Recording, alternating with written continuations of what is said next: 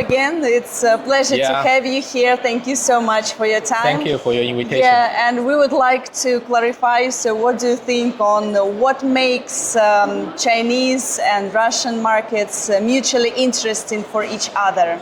I think in the past, like a few years in China, as the Chinese pharmaceutical industry revolution, so the Chinese pharmaceutical industry also reached international standard quality and also the high-speed development to emphasize we can produce innovative drugs. So mostly the innovative drug we target for US, Europe, and nowadays as the Europe and the US becoming more saturated.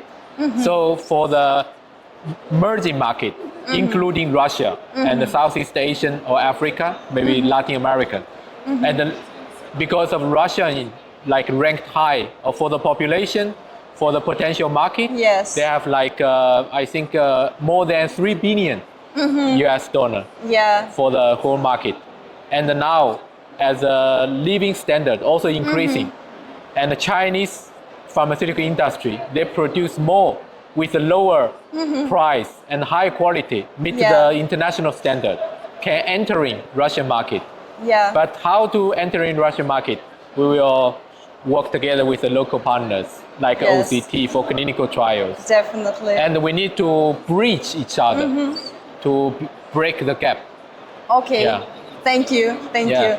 And could you please tell me what are the key factors that you rely on when you choose the CRO company? Oh, that is a good question. You know, I'm also working as the director of the clinical operation. So we have been, for our company, we have been conducted more than 130 clinical trials covering pilot BE study and the pivotal BE study for the generic drugs, and also phase 1, phase 3 trial in US, in China, in Taiwan.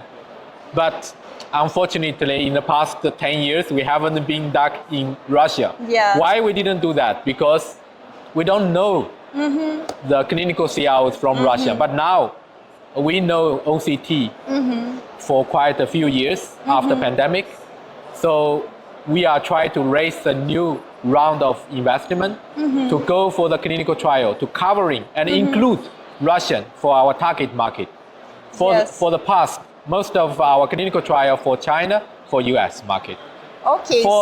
When it comes to the requirement or evaluation element, we will base like the quality first, always. Quality to be like highly recognized by maybe Russian market, and also can be accepted by Chinese market. And even better, it can be accepted by the European Commission or US FDA. That would be perfect. So we can just do clinical trial in Russia and covering many countries. And maybe for Russia, for Belarus, for Uzbekistan or some other countries, maybe China. So it will be mutually collaborated. For the second part is cost effective. So the budget is always a big issue for like our company, biotech company, but also for pharmaceutical companies in China.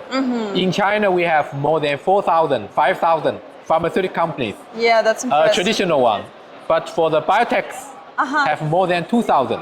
Oh my God. So it's also a huge market. So we need to extend and to evaluate for different prices, faster response, and also easier communication.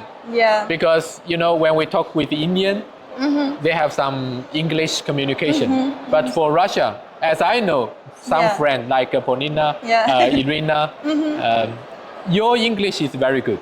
Oh, thanks a lot. Yes, we can easily communicate. I think we can try to work for a bit forward to start up one project or two projects first, and then we move more. Sure. Yeah, because you know in China we conducted more than 80 trials. With Indian clinical CROs, we work with 6. Oh, so in total, we worked with more than 20 clinical CROs. OCT is now like one of our candidates. If we try to go to Russian, we will choose OCT.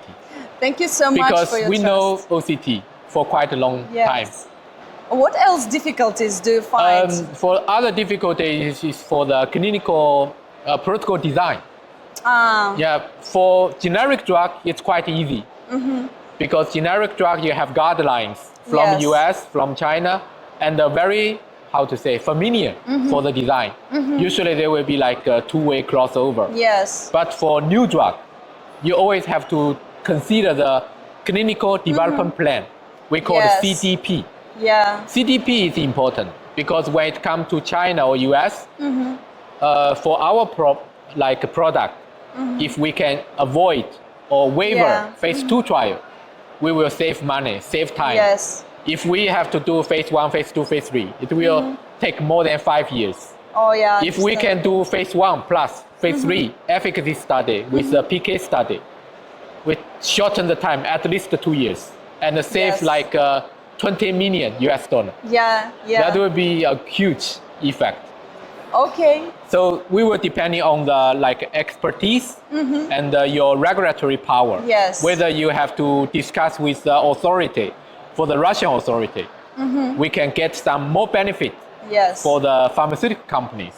For example, for clinical CRO, you will prefer you do phase 1, phase 2, phase 3 because we have more income. Yes. But for pharmaceutical company, we try to waiver Yes. phase 2 to save money, save time. Yes. It will be a strategy. The strategy will be regulatory strategy combined with the clinical development plan strategy. It is also very important based on the expertise and experience.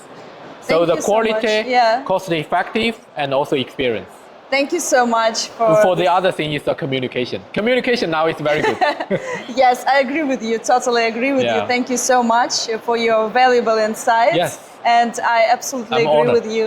Yes, I agree with you that the quality is always on the first Yes. Place. And My background is clinical pharmacologist.